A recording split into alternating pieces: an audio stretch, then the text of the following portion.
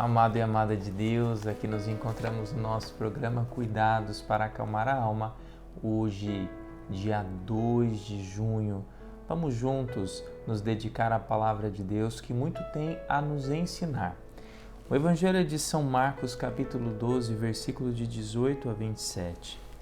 Naquele tempo, vieram ter com Jesus alguns saduceus, os quais afirmam que não existe ressurreição, e lhe propuseram este caso: Mestre, Moisés deu-nos esta prescrição: se morrer o irmão de alguém e deixar a esposa sem filhos, o irmão desse homem deve casar-se com a viúva, a fim de garantir a descendência de seu irmão.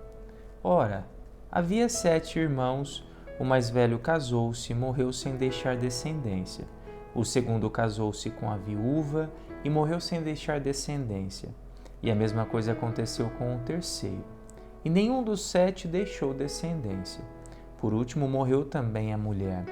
Na ressurreição, quando eles ressuscitarem, de quem será ela mulher? Porque os 7 casaram-se com ela. Jesus respondeu: acaso vós não estáis enganados por não conhecerdes as Escrituras nem o poder de Deus? Com efeito, quando os mortos ressuscitarem, os homens e as mulheres não se casarão, pois serão como os anjos do céu. Quanto ao fato da ressurreição dos mortos, não lestes no livro de Moisés, na passagem da sarça ardente, como Deus lhe falou: eu sou o Deus de Abraão, Deus de Isaque, o Deus de Jacó? Ora, Ele não é Deus de mortos, mas de vivos? Vós estáis muito enganados. Palavra da salvação, glória a vós, Senhor. Amado e amada de Deus, dando continuidade ao livro de Tobias, né? Então, ontem nós falávamos que o pai dele ficou cego. Hoje a gente consegue ver na primeira leitura a tristeza que ele estava diante, né, da cegueira que o limitava. Ele passou a ser um peso para sua esposa Ana, ele não tinha mais como trabalhar. E ali chega um momento que ele clama a Deus: Senhor, né, todos os teus caminhos são de misericórdia, lembra-te de mim, olha para mim. É o momento em que pedes: e não me castigues por causa de meus pecados. Muitas vezes nós temos essa sensação, né, de acreditar que estamos sendo castigados. Não é um castigo, mas na vida nós teremos tribulações. Mais adiante a gente já vai ver o que? Ele pedindo a Deus a morte. Para mim é melhor morrer do que viver, pois tenho ouvido injúrias caluniosas e sinto em mim profunda tristeza. Deixa-me ir para a morada eterna. Então, assim, é um momento onde a dor nos desvitaliza, tira a nossa vontade de viver. Muitas pessoas passam por esta situação. Está passando por uma dificuldade, um problema, parece que ela não consegue entender que o problema é passageiro. Ela não consegue ter esperança, ela não consegue ter paciência.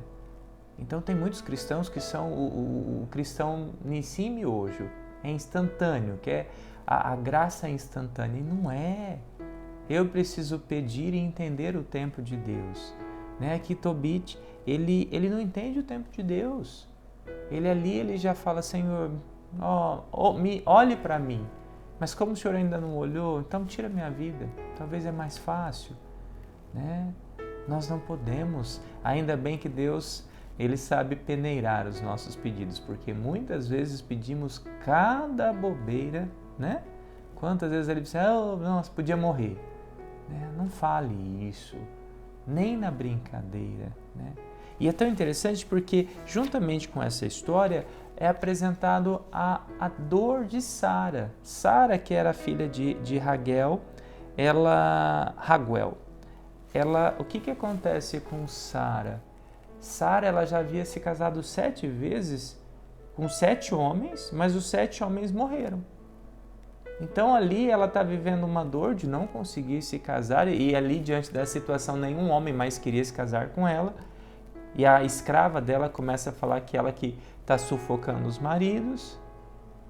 E ali, ela por si só, ela sobe, ela passa pela cabeça dela se enforcar, tirar a própria vida. E aí a gente vai encontrar aquelas pessoas que diante da tristeza atentam contra a própria vida. Quantas pessoas conseguem e perdem uma vida que poderia ser vivida se aquilo fosse tratado, se conseguisse ter força, né, para buscar ajuda. Se você passa por essa situação, busque ajuda. A morte não é o melhor caminho, porque a pessoa às vezes pensa, mas vai acabar o meu sofrimento. Não acaba, não acaba. Né? Acabar com o sofrimento é resolver o problema, não é acabar com a vida. O teu pensamento está errado. E ali então, ela por fim, ela desiste de atentar contra a própria vida e pede também para Deus, Senhor, então tira o Senhor minha vida, eu não vou me enforcar. E é interessante que naquela mesma hora, Deus ouve o pedido. Deus não ouviu o pedido da morte, mas Deus ouviu o sofrimento. E ali ele envia para curar ambos Rafael, né? O evangelho de hoje vai mostrar então esta situação onde Jesus é questionado sobre a vida, né, após a ressurreição, onde eles colocam Jesus ali numa situação, né, em que ele fala, olha, uma mulher casou com 7 homens e na vida eterna, com quem que ela vai estar casada? Jesus vai falar, vocês estão querendo levar os conceitos da terra para o céu. A dimensão terrena é totalmente diferente da dimensão celeste, ou seja, lá não se casam, não se dão em casamento, né? Então vocês não vão viver exatamente aquilo que vocês vivem aqui, lá vocês serão como anjos. Então Jesus, diante daquela situação, consegue explicar e mostrar para ele como eles eram sem entendimento, sem conhecimento da Escritura. Então, uma vez eu ouvi uma palestra que dizia, é tão difícil explicar o céu porque nós não conseguimos explicar algo que é um conceito totalmente diferente com o conceito que nós temos. Então, que eu possa sim olhar para o céu e acreditar que ali nós teremos uma vida nova em Cristo, junto de Cristo, né? Porém não com aquilo que nós vivemos aqui. Mas tenha certeza que é algo muito melhor e por isso nós não podemos ter medo nem da morte, nem da ressurreição. Devemos buscar a vida, sim, porque a vida é um presente de Deus, mas saber entender que um dia chegará o nosso momento de partir e a nossa partida vai ser para os braços do Pai. Vamos rezar juntos? Pai nosso que estais no céu, santificado seja o vosso nome, venha a nós o vosso reino, seja feita a vossa vontade, assim na terra como no céu. O pão nosso de cada dia nos dai hoje, perdoai as nossas ofensas, assim como nós perdoamos a quem nos tem ofendido. E não nos deixeis cair em tentação, mas livrai-nos do mal. Amém. Que o Deus Todo-Poderoso te abençoe, Ele que é Pai, Filho e Espírito Santo. Amém.